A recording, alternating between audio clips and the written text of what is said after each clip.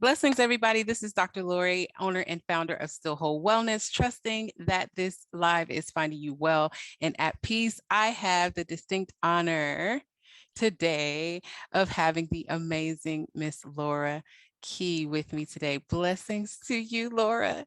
Blessings to you. I'm so happy to be here. I'm so happy that you're here. I will tell you that out of all of the invitations that I sent to people to be a guest on the show, I was most nervous about sending it to you. And not because I thought that you wouldn't do it, but I just know that you're involved in so many different things and you just got a lot of amazing stuff going on. And I just wasn't sure if you were going to have the time to.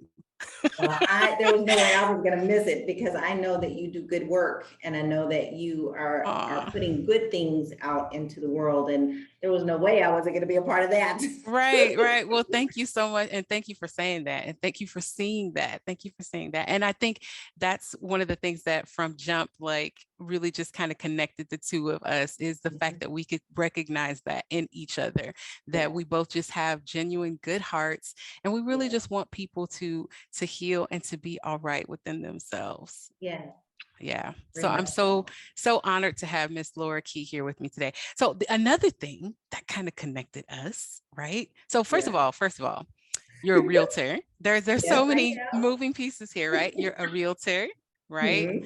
Yes. You're a mom. Yes. You have been married for almost 30 years to the amazing Mr. Will Key, the musician. And I understand that he is recently like on the path of being Grammy nominated. Yes, he is. And we've been on this journey a long time. Wow. And he has been nominated in 4 categories for the 2022 Grammys. And one is for the whole album called Globetrotter, and then 3 songs.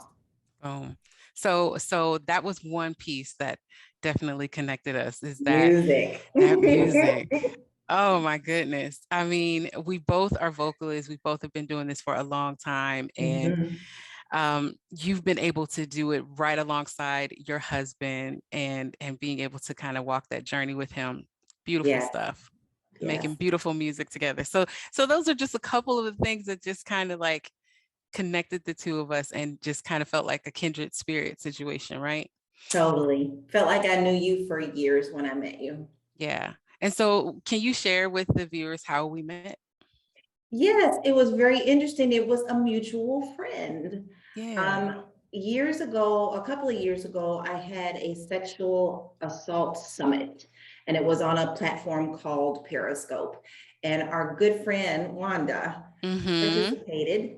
And then we became very close, Wanda and I. And then she said, I have someone I need you to talk to. And she just saw that we would connect, and she put us together. And I was able to help you and your bunny get a house. Yes, which we absolutely love, by the way. So you and your team over there, we've been singing I'm serious, we've been singing your praises since day one. You guys are amazing over there. Thank you. I mean, that's a beautifully moving machine over there. Just really good work. But to me, home, is your sanctuary. And it's your place where you can go to breathe. I like to think of that. So as I'm doing that in my career, that's what my goal is, to be able to help people to go home and have their home sanctuary, because the world can rage outside, but you need a safe place to come to at the end of the day, where you can love, laugh, cry, watch crazy movies, do stupid things, run around in your socks, create memories. Memories. Get beat in a spades game like I did last weekend. Yeah, she beat me pretty bad. We're not gonna talk about that though. So I would imagine, well, I won't even assume, I will ask you, is that the reason why is your sexual trauma, is that the reason why realty and creating that space for people kind of, is that where that came from? It did, in a way, because home to me should be a safe place. And I've always had that in the back of my mind. And I grew up what I call my village. I grew up in a little town called Prospect. and it's right outside of Louisville, Kentucky. I grew up in the country. I didn't even have streetlights very well until much later in the teenage years. But when I came home is when I could take my breath. It was my safe place. My aunt raised me, who was my mother, and I would be able to just fall into her arms, and that's where I would feel safe and warm. So I just feel that that is a major thing that is missing in today's world. People need to have a sanctuary, and this is part of what I do in my journey. That's beautiful. That's beautiful. So, if you're comfortable, can you share with the listeners that trauma piece of your story? Yes, I can. And it's interesting because this will be my first time actually discussing it on this level. And I feel so ready for it. And it's really been it wasn't anxiety, it was more excitement about being able to come and speak about it with you and hopefully share and help someone else. I was given to my aunt at the age of 3. My birth mother got into a little bit of trouble and said, I cannot take care of this little girl right now. I need to go and handle some things. And I need you to help me if you can. Now, she chose the aunt out of 5 aunts. She chose the aunt that didn't have a girl. All the other aunts had girls. And so she had 5 boys. So, and they were pretty much grown and gone. So she said, "Sure, I'll take her, and you know, when you get together, maybe you can come back." Well, long story short, she never got a chance to come back, and so my aunt raised me in my little village. So I knew my dad because we all lived in the same community, but I lived with my aunt and uncle, who I now refer to as Mama. So when I say Mama, that's who I'm talking about. Gotcha. But my father did live in the neighborhood. And every once in a while I would go to my father's house. I do had older siblings. And my assault happened with my brother at the age of 3. Now, my brothers and my sisters were already in their teens. And so I was this young baby, you know, coming along out of place. And my sisters were very protective of me, but my brother and I were at my grandmother's house, and that's where my father lived, and that's when the rape happened. And so I was 3. Now, here's what's interesting. I didn't really realize that it was my brother until I turned about 30, because my trauma protected me in a way where I couldn't see his face. I knew that it happened to me. I knew that something wasn't right, but I couldn't see who it was. But everything else in the room was super sensitive. I remember the sunlight coming through the curtains. I remember seeing dust particles flying in the air. I remember being upstairs. I remember being on the couch. I remember what's on TV, but I couldn't see his face. Wow. And so when I went home to Mama, she noticed that something wasn't right, and it was bath time. And so I did tell her. And it was at that time, things to me just kind of shifted. It wasn't talked about. It wasn't handled. What I feel is they feel like I was too young to remember, and that if they just smoothed it over or just didn't pretend that it happened, then I wouldn't remember it. So from that day on, I just knew I wasn't supposed to speak about it. And so I didn't. Now, you have to remember I told you my birth mother gave me to my aunt when I was 3. Now that I'm older, I see that there was also a little bit of abandonment issues there. So if I caused a wave, oh, what would happen? Would I get put somewhere else? So you just don't talk about those things.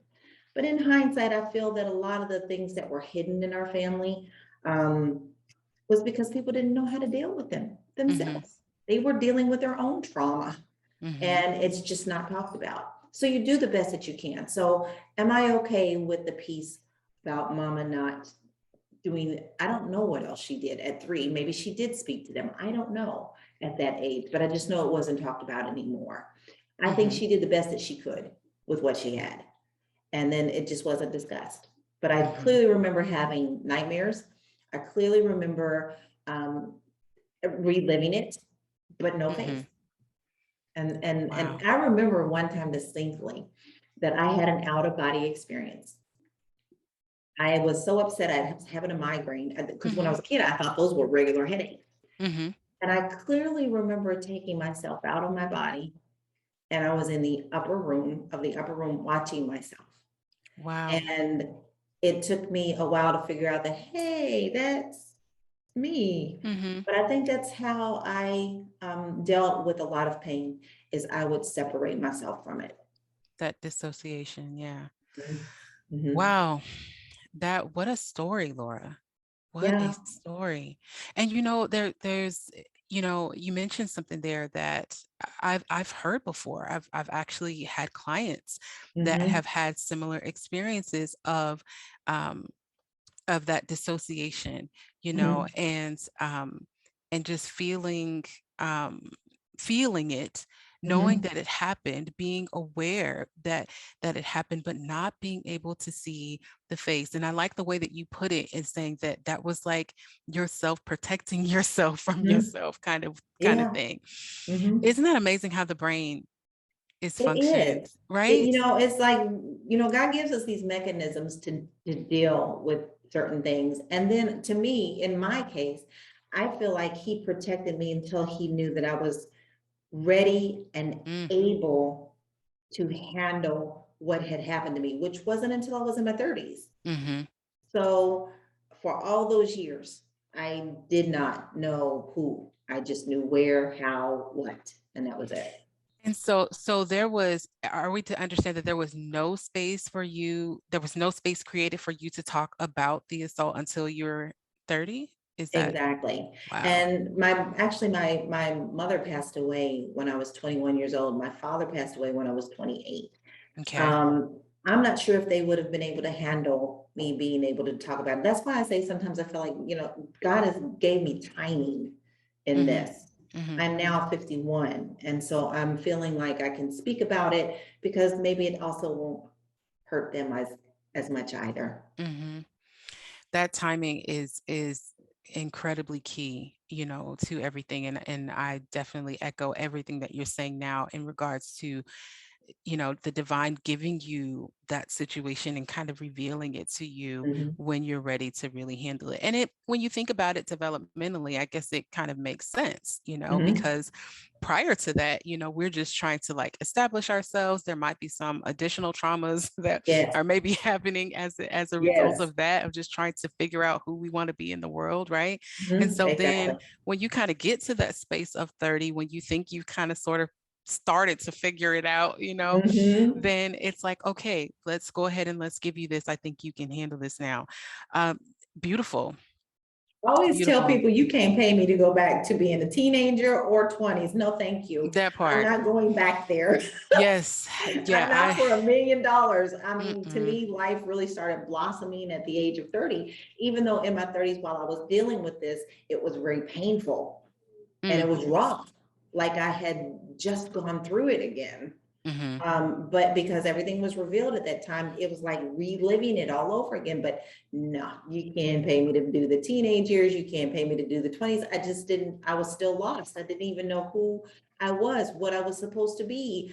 Because like I said, the abandonment issues, and then also growing up thinking, oh, I can't make any waves. I won't make any waves. If someone you don't want to be the problem, do this, you do it. So who was Laura? Who was Lala? I didn't really start figuring it out until my 30s. Wow. That's beautiful. I love the progression and your awareness of the progression.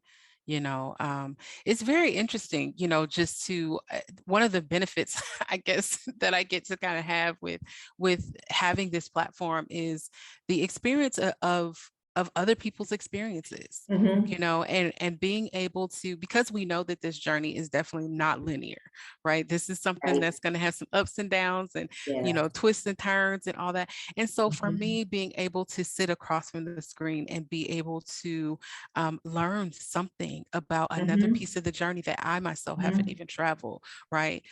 Is just, it's amazing. So again, I'm just so glad that you're here, because you're already just like giving us those nice little nuggets of wisdom.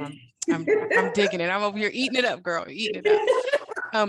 And by the way, you don't fit, look, none of no doggone 51. Thank Let's you just say very that. much. Let's just say that.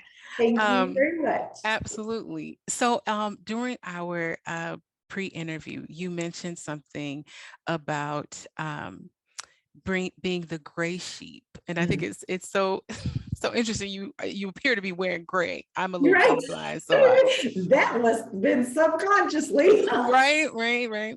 So but you mentioned being kind of the gray sheep. Not that we've heard of the black sheep, right? Mhm. But you said the gray sheep. Can you share with the listeners where that energy is coming from? Well, when the revelation came, when the faith became clear, Mm, um, I tackled it with my family and I spoke out about it. And the people who were around me acknowledged that I was speaking about it, but it was still like a, "Shh, we're not really gonna shun you" thing. We know that it happened. So you're not exactly going to be kicked out of the family, mm-hmm, but we sympathize with you, but shh, don't talk about it. mm-hmm, So to me, that puts you in a gray area. mm-hmm, I was still very much a part of the family. I was still very much vocal about it. But there were many times that I felt like if I came in the room and it was going to be discussed, it was more like, oh, we're going to talk about this again. We're mm-hmm, going to talk about this. Can we just like sing in the kitchen and fix dinner, that mm-hmm, type of thing. mm-hmm, And I did have family members that did go on this journey with me. I will say my sister, um, one of my sisters and I are very close, and we had very deep discussion about it. And we opened up cans of worms that a lot of our other family will not open up.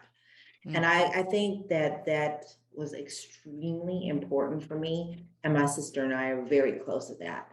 So I mean, she has things that, she shared with me that I needed to know that I didn't know. mm-hmm. But the rest of the family is still we don't talk about that, or, Do you it's to this day. Oh, see, I was just going to ask, like, do you feel that shifting at all? Because I think we talked about this as well. You know, in the pre-interview, we were saying that some of this is cultural. You know, with Mhm. being African American women, Yes, that is very characteristic, kind of our culture. Do you yes, feel that things are shifting at all? no, Okay. no, I Yeah. really don't. And the reason I say that is I did have a long talk with myself last night about who I'm going to allow to see this. There are Mm, certain people that I'm thinking to myself, they're not ready. They're not ready for this, and I'm not ready to have that conversation with them again. mm, But I'm not going to let that block my blessing and block what could possibly help someone else. mm, It's not my responsibility to make them see or take the journey that I'm taking. They have their own journey. They have their own road. They have their mhm. own demons. We all have our own fires that we walk on. You know how you see those people walking on the fire, the stones? Yeah. We all have something different that we're walking on. It's not my job to take their hand and say, "You're coming with me." Hmm. This fire is not your fire. So Right. you need to deal with your fire. So I'm also still struggling with a little bit, I'm gonna let this see, Hmm. because I'm very protective of myself now. I won't go there with people. If you haven't lived through it, you haven't gone through it, you're not ready to face it, you still want to keep it in the closet, that's got to be on you. That That's can't got be to be me. on you. I love your self-awareness. Ooh, I Took a love your long time. she said I had a conversation with myself last night. I love that. I That did. and knowing that, like, I'm not ready to do that. That is taking care of you. Mhm. on this journey, is it not? That is taking care of you. And I love that right there. And Yeah. that's a really key point, because it took me, now that I don't even think I got until I was in my 40s, is that I you can protect yourself. You can protect yourself. You don't have to go through this over again just because someone wants you to go through it again. You're the one taking the journey. You have to make the decision when the time is to face it, when you're ready to face it. And whatever those skeletons in the closet, they're gonna come out sooner or later. I'd rather face them than have them all come out at one time, because you know what, that just might take me down. Exactly. I'll take one moment at a time. Thank you very much.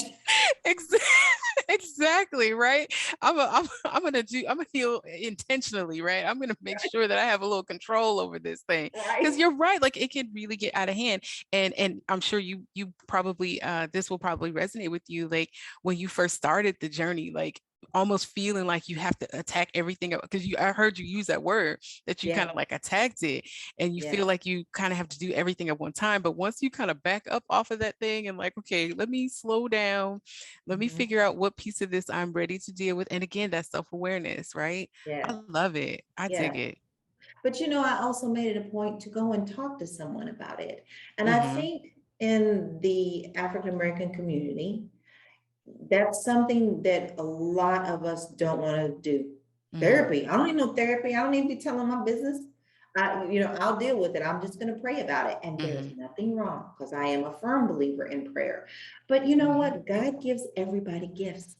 And there are therapists that have gifts. That's what their gifts are. So don't block their blessing and don't block yours. Yeah. Go get the help that you need. I agree. Do you feel, I don't know about you, but I have in some ways felt because again, talking about that kind of like generational kind of pain, right? I've at times felt almost like a pioneer in a way, almost like a chosen one, maybe, to be the one, because Yes. I could be wrong, because not everyone is as transparent on their journey as we are being, right? Right. But I could be wrong, but I think I might be the one that has actively Yeah. said, I'm going to actively put some energy behind healing from this. Yes. And being very cognizant of the knowing that in my healing part, I get to heal past generations because they get to watch me, right? Yes. They get to learn and see what that looks like, right? And then also breaking that generational curse for future generations. Yes. Does that resonate with you at all? Totally. Because a part of my journey was tied to another person's journey in my family. Now, that person hasn't decided to come and speak out about it, so I respect that, and I keep that quiet until they are ready to come out and deal with their journey. But for me, because I was so tied to that person, I came out like what I call Muhammad Ali. I came out swinging, trying to protect the other person also made me face my demons. Gotcha. Mm-hmm. Gotcha. Now let's talk a little bit about that, Laura, about that process that you kind of walked through Mm-hmm. when it came to that healing part. How did that start for you? What did that look like for you? Well, the first thing that I did, and now I look back on it, I'm like, really, that was pretty bold for you, Mm-hmm. Laura. That was pretty bold of you.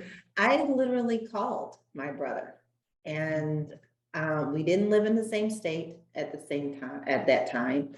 And I confronted him, but I confronted him with like everything I had in me. Like I feel like I came out with fire behind me. Mm-hmm. Why did you do this to me?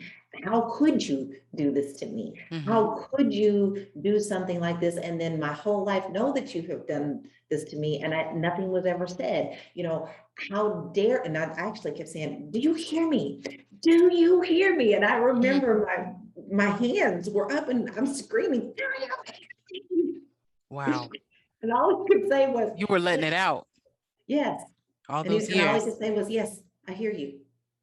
And I just kept on. And at that point, I was like, he's not saying what I want him to say. Mm-hmm. I just want him to say this. But I couldn't stop. It all just bubbled up like a ball of fire and came out. I did feel a little better after it.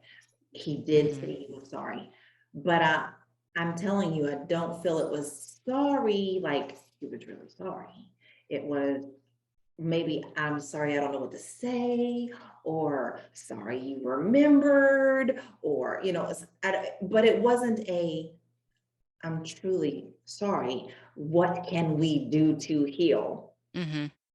Whereas my journey, who was tied to the other person, was we need to heal. We need to heal right now. It was an immediate protection of bubble of both of us. Wow. Mhm. Wow. So what did you feel like in that, because it sounds like you really, really just let it out, I can only right? imagine what people were thinking because I was in public. Oh, I wow. wasn't at home. I was on my job. Oh, wow. And I stepped outside at my job because You were little did I ready. know he was going to pick up the phone. I don't even remember dialing. remember dialing. Wow. I don't remember how I got outside. I just knew at that time I couldn't sit still. There was something burning in me. There was so much hurt, like hot lava that just had to explode from a volcano. And that is exactly how it came out, as a volcano, a burning fire. Now, I didn't speak to him after that, because I felt like it wasn't going to do any good, and that I had to immediately get help, and to deal with this, and went immediately to the arms of my husband, who has always been very supportive. I've always told him about everything that I did and happened in my life. He knew about it. So to know that I had someone to go to that encamped me in love made a big difference, because he also was like, okay, we need to all go get therapy. That's going to happen. And this is how we're going to deal with it. He immediately stepped into the husband protector role, which allowed me to breathe. I needed to breathe. And I clearly remember there were many times that I was holding my breath. I just wouldn't breathe. I was just so angry, just wanted to just fight everybody and come out swinging. But to know that I could to go to his arms, that was huge for me. I think it's interesting, and you can kind of see the vulnerability there, but also hearing the immense strength in your story. Also, even you said a little while ago that like you knew that nobody was coming, and so it was like you had this knowing that like this is meant for me to attack, it's meant for me to handle, but then being able, to just rest and, like you said, breathe in the knowing that I can still be vulnerable here and I still have a safe place where I can turn to. Wow. Totally. Amazing. Yeah. Amazing. So talk to us a little bit, Laura, about that healing part. Like what was therapy like that first time? Because I'm sure somebody watching this is thinking about going in and maybe kind of teeter-tottering on the decision. Talk to us about that. What's interesting is I clearly remember knowing that I needed to go to therapy, knowing that I knew it was going to be painful, but also going back to that safety of, well, I'm not going to tell her everything. Just tell her what I need to tell her, and then we can heal. Thinking that just if you just talk about this one ball of things that it's killing you, and it was killing me. I was constantly eating. I was, I've lost 130 pounds, but for many years I carried that weight, hiding myself and who I was. And to talk to a therapist about that, that's raw. You're talking to somebody you don't know. And you have to find the right one. I will say that I did go through 2 or 3 before I found someone that I could talk to. And once I was able to blurt that out, and she asked me some really deep questions, like, what were you like when you were a teenager? You were a teenage mother. how did this happen? What happened? And she was able to connect the dots Mm. to the trauma so that Yeah. I could see the certain behaviors that were happening in my life and I could face them. It's just like an onion. You hear people say it all the time. Here's this tight onion, but you have layers that you've got to open Yes. up to get to the center. You're And absolutely they right. can be very painful. And Hmm. they were. You're For you're you are many years I was in therapy. you're absolutely speaking my heart right now. This is from this perspective that I work with my clients every single day, is first starting by helping them to get clear. I actually have Mhm. developed a program called the Get Clear Method, where I'm Yes, taking them through that process to help them to understand where that assault is showing up in your life. Where is that trauma showing up? Because it's in places where we would never even think I know. we would. I mean, before you went to therapy, had you on your own connected that the weight was connected to the trauma? See, this is what I mean. Never. Sometimes we just need someone to help us to see, to really see it, and But to hold it our hand. still even took me years to peel that layer back. Hmm. Now, even though we talked about that when I was 30, it wasn't until 2 years ago when I woke up and said, I'm done with this weight. Hmm. I cannot be 50 and fat. I can't Hmm. do it. I feel And it. I woke up with this resolution and I immediately said, honey, I'm not doing this anymore. I'm done. And he was like, okay, let's do it. Hmm. And we did.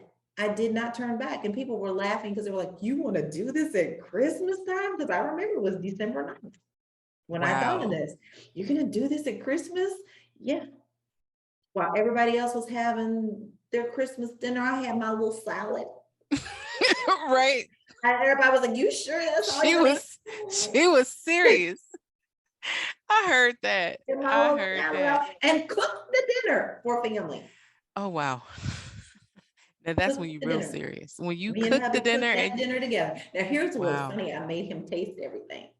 Like I knew to put it together, but I was like, honey, I need you to taste this. Does this taste right? Right, right, right, He would right. do Don't have me out in these streets looking it. crunchy Yeah, with some crazy macaroni and cheese. We gotta have the yeah. situation right. But look, Wow, that from is 30 awesome. to 50, I had 20 that layer years. that I needed to peel back because I knew it was there, Hmm. but it wasn't until I was 49, getting ready to turn 50, where I was like, okay, done with that layer. It's done. Hmm. Now, was there anything in there that that you can identify that kind of moved that process along even more to where you Yeah. just became more determined, more motivated, more determined? What was that? Well, I put singing on the back burner for a very long time. I always sang in the church. Hmm. Started at 3, raised in the church, sang in the church, sang with my husband, went to the School of the Arts. That's where I met my husband when I was 14. But when I had my son at 16, everything changed. I was Mm. going to travel the world. I was going to, at 16, you think you're going to be famous, Yeah. but still, I wanted to travel the world. I lived in this little tiny place called Prospect. So I wanted to see the world. And at 16, after having my son, Hmm. um, there was very hard discussions with people like, well, you can't do that now, sweetie. You're a mother and you just can't do it. So instead of going to college, I went to a junior college. Um, got my little degree in word processing, Hmm. became a secretary, Hmm. responsible mother. And Hmm. all those years I had that yearning and that calling of singing, and it became hurtful not being able to do it. So when I was made the decision to lose the weight, a part of it was because this is what you're going to do. You're going to start singing more. And in order to do that, you have to be in the best shape that you can. You need to be Hmm. able to hold those notes. You need to be able to hold yourself a certain way. If you want to sing backup, if you want to sing at nursing homes, I don't care what I'm singing, as long as I'm singing. Hmm. You want to be in the best shape that you can be. Yeah. And that was it. That was all tied into that. Getting back to what I feel like my purpose was that God gave me to do, gave me the strength to say, yeah, I ain't eating that Christmas dinner, not this year. You Hmm. know, and that was a huge turning point. And I don't think people understand, you know, people, you hear people say, I want to lose weight, I want to lose weight, I want to lose weight. And I did it for years and I never did, but it's something that you have to unwire. You have to untangle that wire before that connection goes. Yep. And then you're like, oh, that's it. Don't need it. Yeah. This day, I don't need sugar. I don't need it. I don't eat candy. I don't eat, you know, I don't want it anymore. I don't desire it anymore. It's a new thing, and it feels really good when you feel like you have just like, you know, like a detox where you've just like cleansed your system, right? I talk about this with clients all the time as well, where you just have cleansed your system and you're able to move that energy, that stagnated, nasty, low vibrational energy out of your body. Have you noticed, or how have you noticed it making a difference in the way you show up in song? We're like working through some of that throat chakra stuff. Like, how is your performance different? I have always felt music to my core, and saying this is hard to explain because people who don't understand it may just think, oh yeah, I love sing. I got sing all the time. No, I feel music. Like I feel like they are talking to me. Like, oh, Stevie Nicks is talking about stand back, you know, or you know, I feel it to my core. Right. So I feel every note that I sing. I always have. But after the shift, it's like a lightning rod. Yeah. When I sing now, it is a different sound to me because it is a sound with more purpose, more direction, more understanding, and the desperate need to get that feeling that I'm feeling into someone else. So if I'm singing at a nursing home and I'm singing, you know, Ella Fitzgerald, that ties into something that that category and that age frame can connect to. So when I'm singing, you know, a Tisket, a Tasket, I'm singing it like they heard it when Ella was singing when she first got on stage. This is the things that vibrate with me. And so when I sing, I vibrate and I feel this radiant, and it's yellow. I know people are gonna be like, what's she talking about? It's yellow. When I vibrate yellow. And that's what happens when I sing. And it's just a deeper level of me singing and getting it out. Now, isn't it interesting? When things are upsetting, things are hurting, my voice is tight. I can't hit those notes because I'm a first soprano. Oh, I okay. ain't up there with Mariah Carey yet, almost. But yeah, that was never my gift. I call the mermaid registers. My husband says. But on the days that I am struggling, because you still struggle, you still have ups and downs, you know, you still have those things that come back and those little demons come back and little cobwebs back here, you know. And on those days, I can't sing as vibrant, though that is a dull gray vibration when I'm fighting through something. But when it's clear, it's bright and yellow. Yeah, you can hear the difference. It's so funny you should say that. I listen back to old CDs from when I was singing in church, and then listen to some of the newer stuff where even just me just like recording stuff just on my phone or whatever. And you're absolutely right. I hear the difference. It sounds so much clearer. So there's a level for me, a level of confidence that's behind it and strength that's behind it that I never heard before. But it's once you could take the simplest song. Yep. Let's take the first song that they gave me, This Little Light of Mine. At 3 years old, I knew that turned on my buttons. Okay. You gave me that microphone, that made me happy. Right. And he's saying, oh, that's a little kid song. Oh, how cute. You know, and then of course you come up in your age and you start noticing this song means a little bit more than what it did when I was 3. And now when I sing This Little Light of Mine, it means so much more because that light is different than it was at 3. This light has a story behind it. This light is lighting someone else's path. So it has a totally different meaning than what it did when you first started out. Yeah. Yeah. And a light you most certainly are. Thank you. It's amazing to me that, you don't meet people every day that are very genuine. You know what I mean? Not to be like shady or anything, but you just don't. There's the world has just shifted. Yeah. Right. And so one of the things that I notice about you is that you're just the same across the board, whether it's music, whether it's real estate, whether it's girlfriend and sisterhood, you're just the same just across the board. And I find that so incredibly refreshing. And for me, what it signifies for me is a person who has genuinely healed and has really, really walked that path very earnestly, because a person who is not, you're going to see those deficiencies, if I dare call them that. Mm-hmm. So this is nice. It's very, very refreshing to just feel that energy from you and just that sense of consistency. Thank Um, you. so just to kind of round out your story, because I didn't want to necessarily go back here, but I want to make sure that we tell the full story. Okay. Yes. So I want to talk to the people about how you began to let it go, and what that process was like for you. What was that situation that helped you to really say, okay, I'm releasing this today?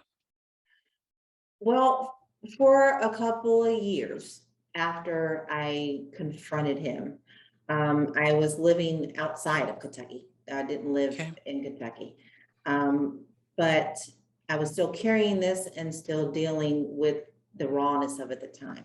Mm-hmm. At that time, he became very ill and he was dying, and it was not a pretty death. Mm-hmm. And something clicked in me that said, oh my God, you're not going to be able to close this if you don't go home. So the minute that family called to tell me that he was not well and he wasn't going to make it, I immediately got on the road. Mm-hmm. Gotta go, honey. Bye. Job not coming. I Mm-hmm. wasn't in real estate. Not coming. Just get Mm-hmm. out of here. Yeah. So it was going to be a long drive. So I got halfway home um, to Kentucky, and my sister called me because she had made it home before I did, to tell me that I wasn't going to be in enough time. Mm-hmm. And so I asked her, I said, I need you to please hold the phone up to his ear. I don't know what I'm going to say. And I need you to understand that I'm not going to be responsible for what comes out right now, but I need to Mm-hmm. say this. And this was a sister and I that are very connected. So she knew that that had to happen. Mm-hmm. So she did put the phone up to his ear. And at that point in my healing, I knew that I couldn't heal fully until I also forgave. Mm-hmm. And so I basically told him, I forgive you for what you did. I'm not going to forget it. Mm-hmm. It's up to you on this next phase of your journey to face what it is you're going to face on the other side. We all have that journey that we have to travel alone. Now, mind you, he couldn't really speak. He only had to listen to me. Mm-hmm. And I was not yelling. I was very calm, but still had lots of tears streaming down my face. And Mm-hmm. I said, you can't stay here anymore. You got to go. Mm-hmm. There's there's nothing left here for you. You have to go.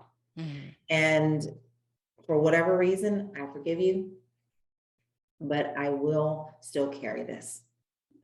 And I wish you nothing but peace and a happy journey on the other side. That's all I could say. Mm-hmm. And my sis kind of could tell that it was done because he was shaking his head. I think she said he was shaking his head.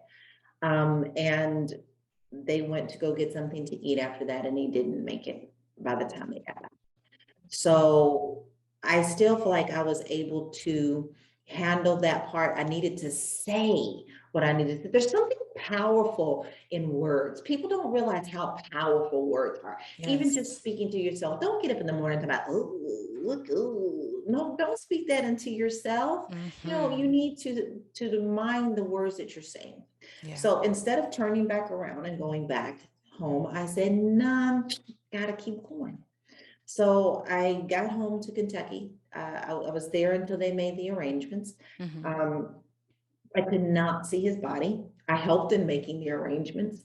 Mm-hmm. Um, but I went there for a different purpose than most of my family did. I know that they were grieving in a different way than I was grieving. My Mm-hmm. grief was in a different way of I needed to see this done and in closure. So we laid him to rest, and I stayed there. I stayed there, and the guy was kind of waiting, like he lowered him into the ground, and I was just sitting there like, Mm-hmm. didn't do that, you know? And he's like, ma'am, I need to start. I said, you do that. You do that, I'm gonna stand right here. And that was my way of knowing that he could never hurt anyone else, is to be able to see that since I couldn't see him. Mm-hmm. That was my way of making sure that that was, in a way, look, check it out. Seeing him bury the things that I needed to Mm. bury so that I can plant the seeds that needed to be planted for them to grow. And so my Yes. sister and I just stood there and we watched. And then I was Wow. done. I was done. Wow. That's first of all, what compassion, what compassion, you know, I've never seen it that way. That's new for me. That's going to be something I'm going to process. yeah. I felt that. I felt the compassion even in the way that you chose your words in the process of the release. What compassion. Um, look, we were talking about minimizing just yesterday on the healing everyday page, and just acknowledging that not everybody's journey is going to look like yours. Not everybody's Mhm, going to heal at the same rate. mhm. But I love that you just shared that right now, because I'm certain that there is someone that is struggling with that release part of that. Yes. And for you to share that compassion and letting people know that you can do this in a very loving way, both for yourself and for the accuser, that's powerful. My mother and my minister that I grew up with said something to me that resonates with me to this day. When you go and give it to God, Mm-hmm. you're laying it on the altar. You're giving it all on your altar. Mm-hmm. You don't give it to God and then go, okay, I'm going to take it back now. I'm going to walk down the street. I'm going to pick this rock back up. Mm-hmm. And that's what we do sometimes in our hurt. We want to still hold on to that pain, that burden, that weight, because we don't know what's going to happen to us after we really put it down. Mm-hmm. But when you put it down and walk away from it, that's when you know your freedom has started. You've Mm-hmm. broken the bond. Doesn't mean that it doesn't come back and hurt sometimes, Mm-hmm. but you do release it. So in my mind, I see that as I laid this at the altar and I got to leave it there. Mm-hmm. And that's what I had to do. Yeah. Wow. Oh, I love this. I love hearing people's stories and just knowing, like, because every time, like I said, it's just another little nugget of I wisdom know. that I get to add to my journey. That definitely reminds me of the song "Take Me to the Altar." Remember that Yeah. old school song? So yeah, so that's powerful to be able to do that. And do you find that you each time that you are taking it to the altar, that you might be taking something different to the altar? So maybe this time I'm taking the flashbacks to the altar. Yes. The next time maybe I'm taking the guilt and shame back to the altar. It might be a different piece each time. As you walk the path, as you discover yourself, as you Mhm, discover the new hurts, mhm. it's taking those little pieces back, And every single also time. toxic people, even Mhm. within your family. Me family is huge. I thought I was going to die when we moved away from Kentucky because I had such a huge and big and a tight family that Mhm. I thought, oh, if I leave, I'm never going to be able to this disconnection. But what I did find out, there was a lot of toxic relationships within that as well. And even just this year, I have literally told my husband, because we're going to go home and visit, Mm-hmm. I'm just not going to deal with that person this time. And I'm not going to do it. Mm-hmm. It was like a release, like, okay, that's another piece, Lord. I'm going to leave that one there. Mm-hmm. So yeah, you do find each time you start peeling away those little ugly pieces and Mm-hmm. you leave them because I they've love got to that. turn into something beautiful. Because the thing about it, compost is ugly. It stinks. But the things that you can get out of it are absolutely beautiful. Ooh. Got to lay it down. Ooh, I like that one. Mm-hmm. I like that one a lot. Mm-hmm. I'm gonna be chewing on that for the rest of the weekend. I like that one a lot. Wow. Wow. Wow. Wow.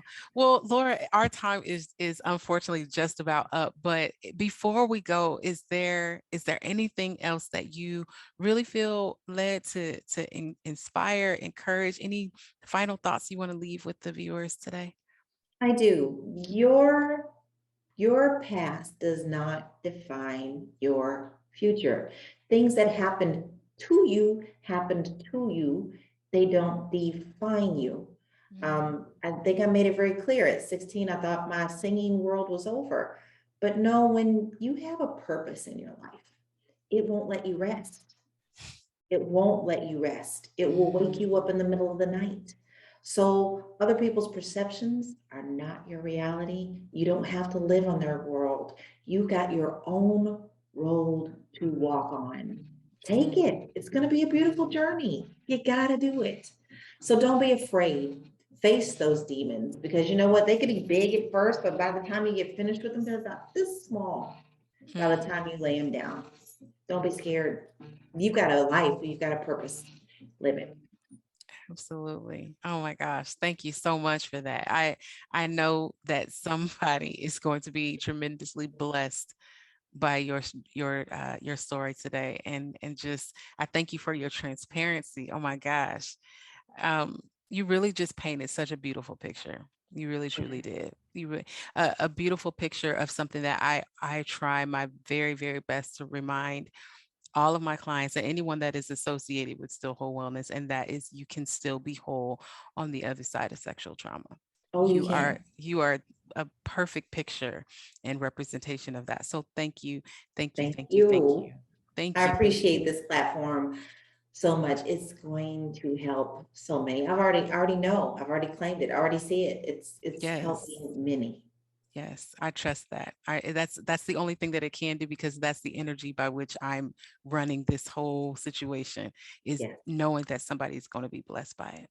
Yeah. And it's blessing me every single time I put my hand to do anything. It's a blessing to me as well. So very much a part of my own journey. So thank you so much, Laura Key. Do you want to talk about the album real quick and I about do Realty, because, the I told company? you all about my beautiful story of my husband, right? So I might as well shout him out. Yes. So this is his current album, and yes, this is vinyl. It's called Globetrotter Side B. He does Mm, have a side A. He is on the Grammy voting ballot this year. that is so This awesome. this whole project was recorded in over 15 countries. Oh, We wow. have musicians and singers from all around the world. And he went old school. He literally made a double album I so with dig an that. inside slip. You're gonna sit there and look at all this stuff all day long. It's old school. That You get is the so CD too, but fire. check this out. It's got liner notes, I can't and with it it. actually is a red album. Boom. So yeah, vinyl is back, y'all. But his name is Will, spelled with one L, Will Love Key, it. and you can listen to his stuff everywhere. That is so awesome. And then tell everyone about your realty company, Laura, please. I am with Villa Real Estate. I'm also known as the Realty Goddess. So if you look up Laura Key or Realty Goddess, you will find me everywhere. I've been doing real estate since 2006. And I've been licensed in Colorado and California, and I'm currently also getting my Florida license. So this is something that I still like in my journey because I still feel that everybody needs a home sanctuary, Hmm. and it's still fun for me. So if you're ever interested in buying or selling or just trying to learn about it, because I'm big on education, check me out. Yes, please do that. And you get to allow other people to experience this beautiful bright light that you have in just the connection. So again, thank you so much. Thank you for Thank my you. home. Thank you for this interview. Thank you for the sisterhood. Thank you for the conversation. Thank you for the love. Thank you for the love. I appreciate you so much. Thank I really you. do. All right, everyone. If you are wanting to get in contact with Miss Laura Key, her information will be located in the description box.